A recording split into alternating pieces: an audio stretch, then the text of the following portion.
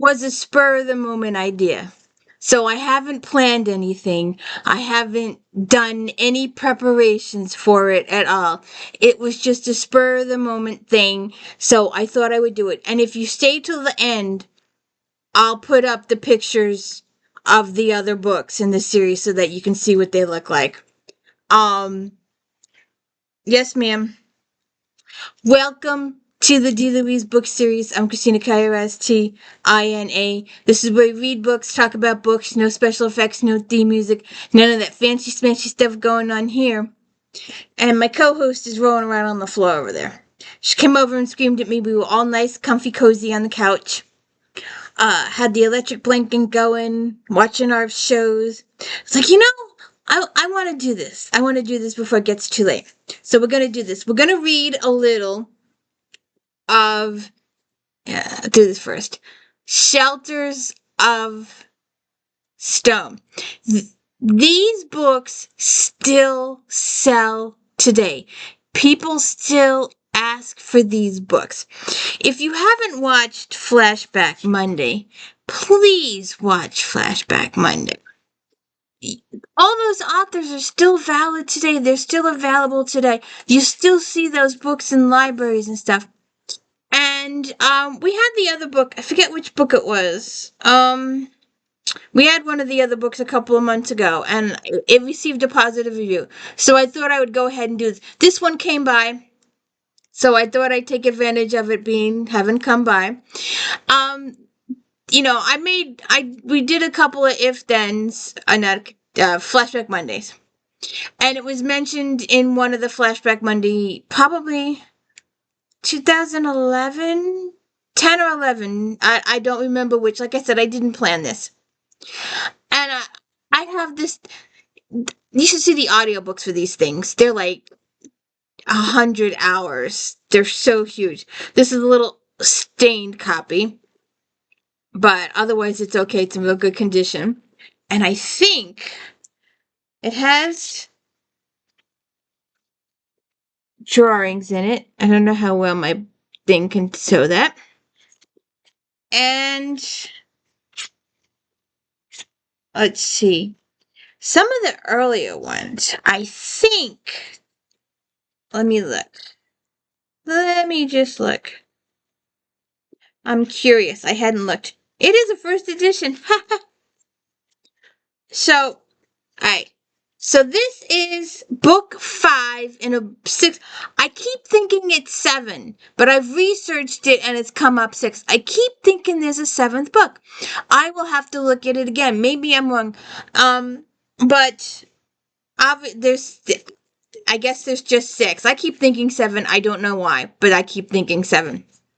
So it's the Clan of the Caber series is set in prehistoric times, and it's Ayla, and she eventually gets to know Jangar, whatever his name is, Jondalar,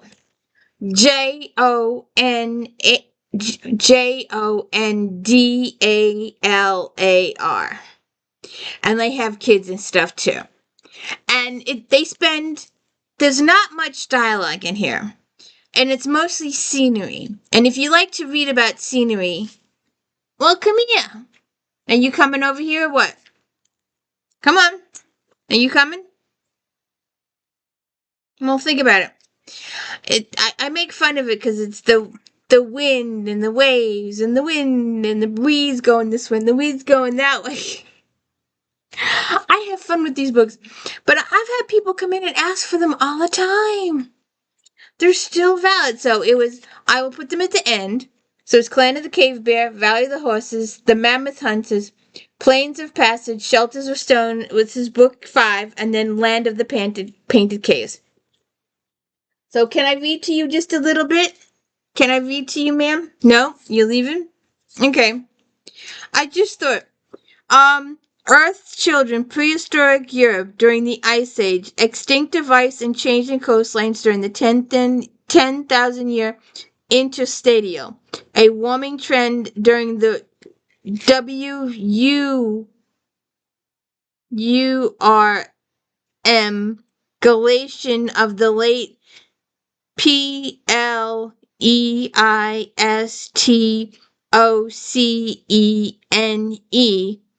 epic extending from 3,500 to 2,500 years before present.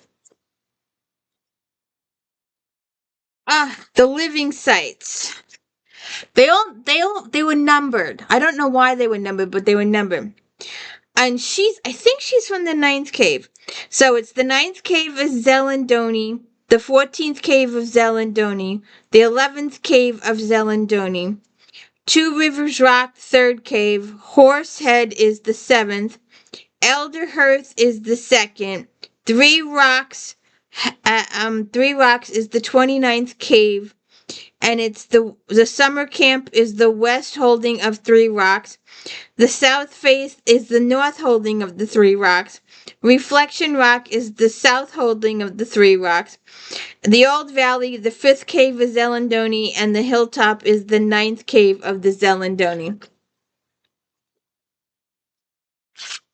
So, there's a nice little acknowledgement in the front of this book. People I'm not going to read, I'm just going to read a little bit here and there. I just thought I'd share this with you. I don't know why, I just got the feeling to do it. People were gathering on the limestone ledge, looking down at them wearily. No one made a gesture of welcome, and some held spears in positions of readiness, if not actual threat. The young woman could almost feel their edgy fear. She watched from the bottom of the path as more people crowded together on the ledge, staring down. Many more than she thought there would be. She had seen that reluctant to greet them from other people they had met on their journey. It's not just them, she told herself. It's always that way in the beginning. But she felt uneasy. The tall man jumped down from the back of the young stallion. He was neither reluctant nor uneasy, but he hesitated for a moment, holding the stallion halter rope. He turned and noticed she was hanging back. Alia, will you hold Racer's rope? He seems nervous. I guess they do too. She nodded, lifted her legs over, slid down from the mare's back, and took the rope. In addition to the tension of seeing strange people, the young brown horse still agitated around his dam. She was no longer in heat, but residual odors from her encounter with the herd stallion still clung. Alia held the halter rope of the brown mare close, but gave the dung-yellow mare a long lead and stood between them.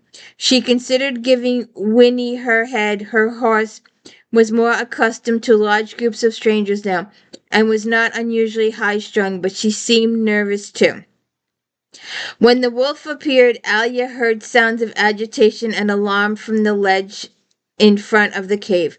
If it could be called a cave. She'd never seen one quite like it. Wolf presided against the side of her leg and moved somewhat in front of her, suspiciously defensive. She could feel the vibration of his barely audible growl. The wolf has been with them for years. She's had the wolf for a really long time. He was much more guarded around strangers now than he had been when they began their journey a year ago. But he had been little more than a puppy then. He had become more protective of her after some perilous experiences. The others hung back. A young woman rushed toward him. Jolinar recognized his younger sister immediately, though the pretty girl had blossomed into a beautiful young woman during the 5 years of his absence. Jondalar. I knew it was you, and she flung her arms at him. He gave her a big hug, then picked her up and swung her around in enthusiasm. Folar. Folara. I am happy to see you. When he put her down, he looked at her at arm's length. But you've grown. You're just a girl when I left. Now you're a beautiful woman, just as I always knew you'd be. With slightly more than a brotherly glint in his eye, she smiled at him, looked into his unbelievable vivid blue eyes, and drew, borne by their magnetism. Who is that woman, Jondi? And where did the animals come from? Animals run away from people. Why don't those animals run away from her? Is she Zelandonii? Has she called them? Then she found, where is Stolen? Dolan travels the next world for Lola, and I wouldn't be here if it wasn't for that woman. Oh, John D, what happened?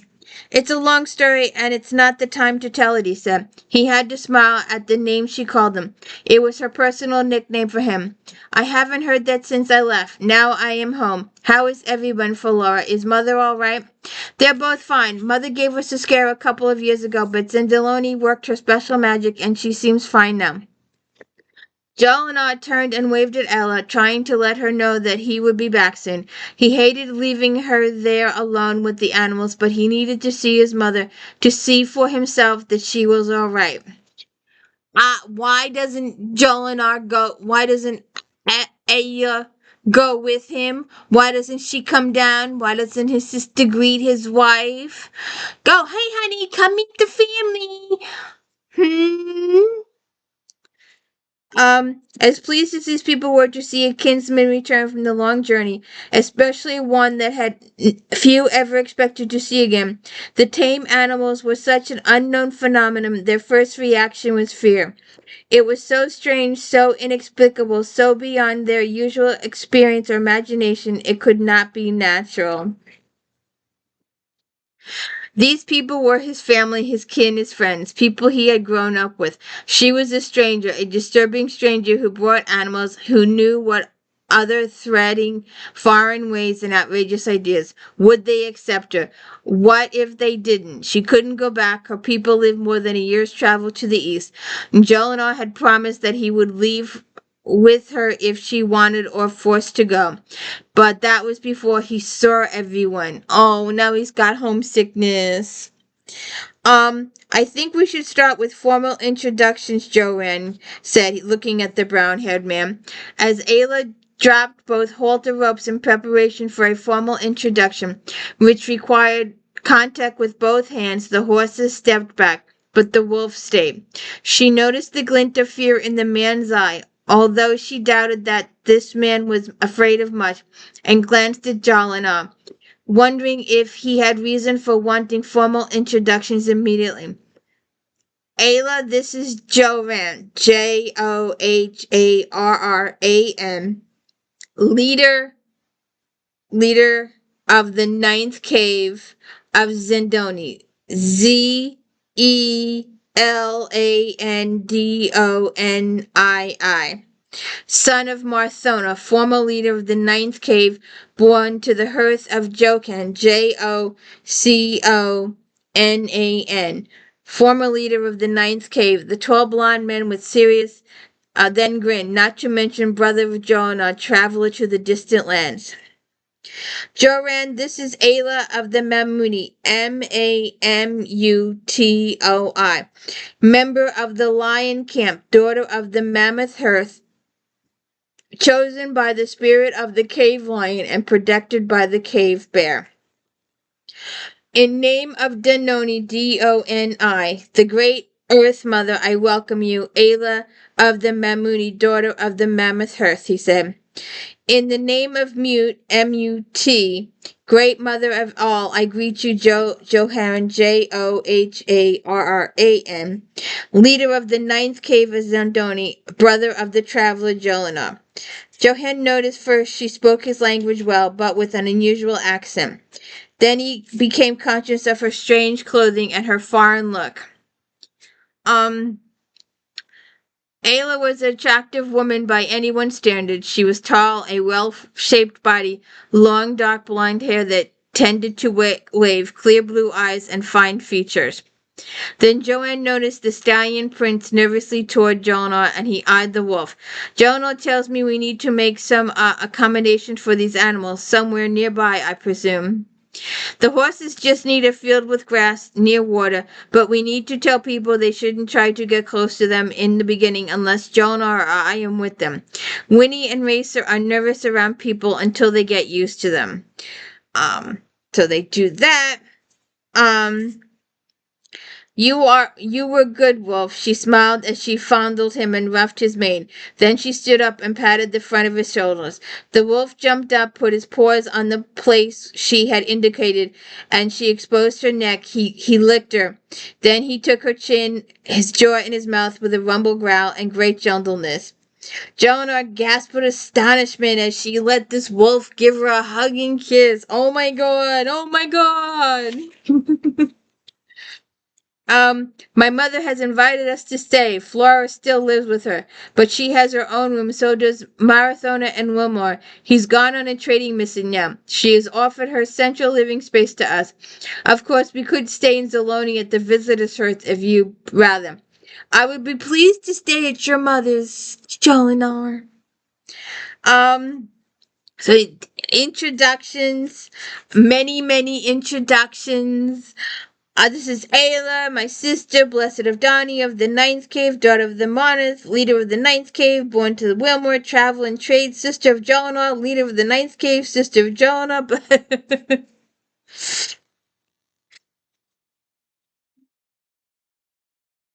This,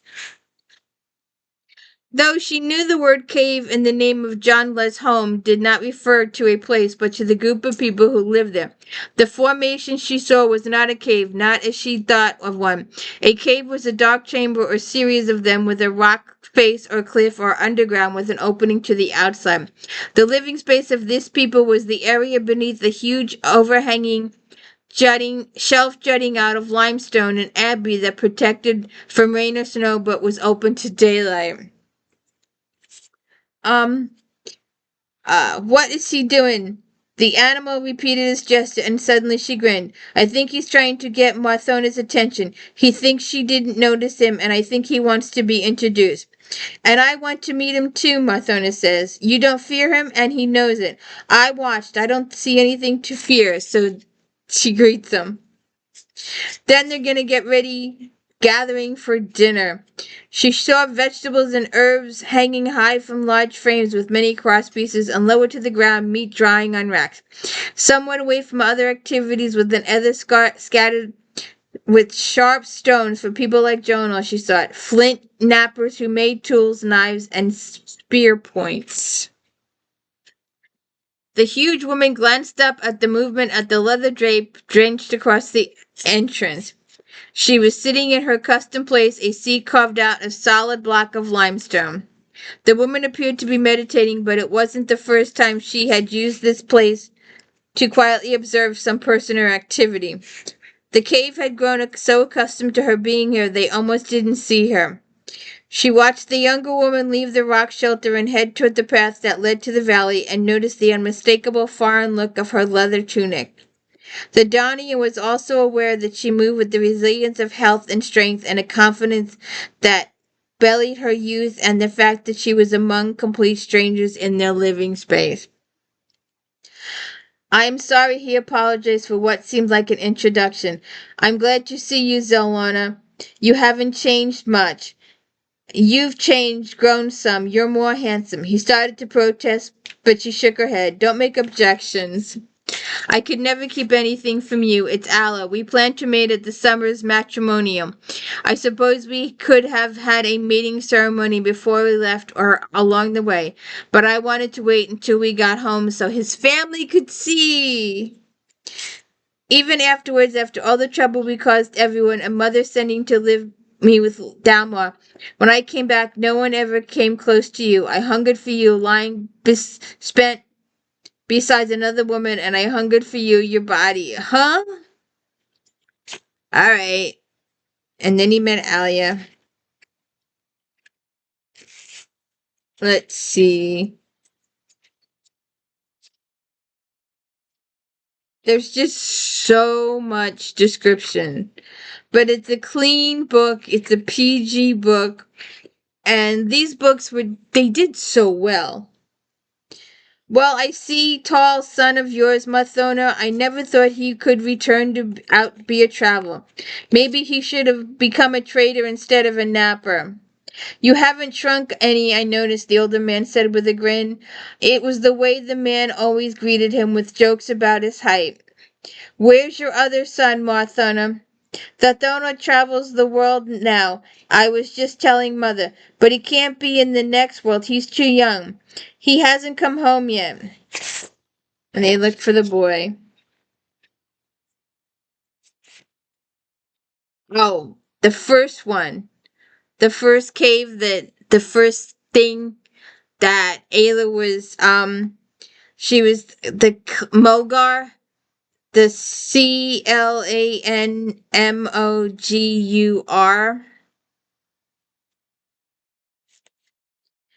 Um, Jolinar smiled and nodded his head impersonally. Then he reached for her hand, gave it a squeeze, and held it. Alia could hardly believe it was all right. He understood that he was telling her it was all right. She could say whatever she wanted about the clan, and he loved her. Aww.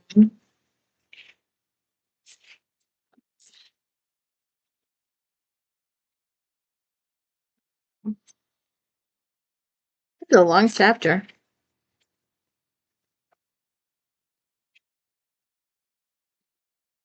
I want to get my comb. I think I still have some dried ceronius flowers to wash my hair. Oh, they're gonna wash clothing. You're beautiful. She's.